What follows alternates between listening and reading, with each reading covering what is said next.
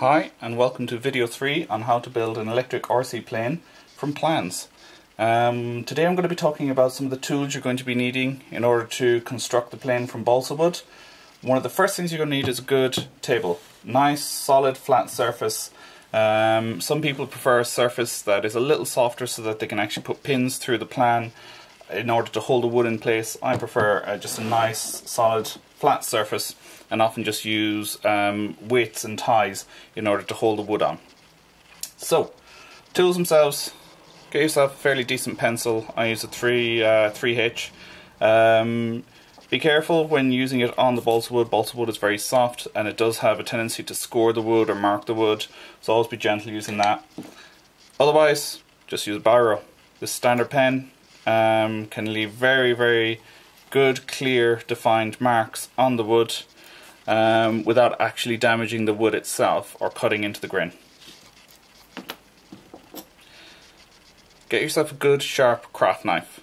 This is a scalpel that I've had for quite some time. Get yourself loads of replacement blades as well, so whether number 11 blades or X-Acto blades, whatever, just make sure you get yourself a very good, reliable, sharp knife. It'll become your best friend when you actually come to cut all the wood and build the model plane itself. I bought myself a razor saw. Not always necessary, but I like to use this in order to make cuts that go directly across the grain and straight through the wood rather than just using the craft knife itself. Another must is a small little craft block plane.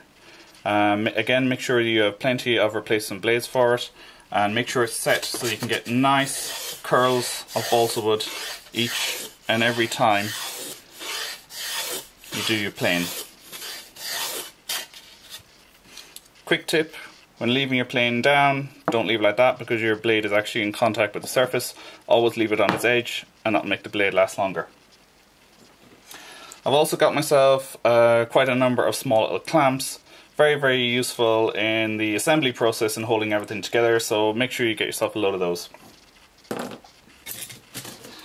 I also have a selection of boards, which are actually sandpaper boards. There are various grits, so anything from very fine to very rough. Get yourself a good suite of these. They should last you quite some time, and you will need them when it actually comes to doing a lot of the final shaping of the wood.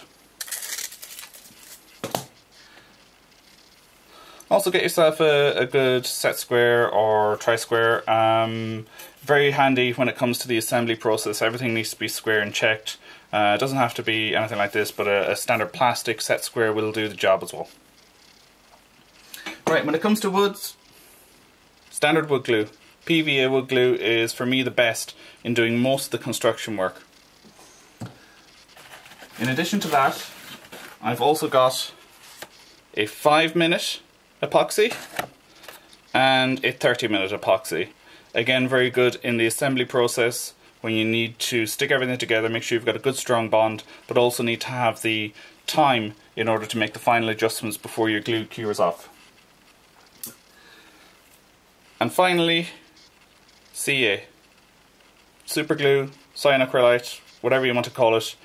Very useful, and do be careful using this. It does have a tendency to get everywhere. This is thin CA, and I mainly use this on the hinges between the control surfaces.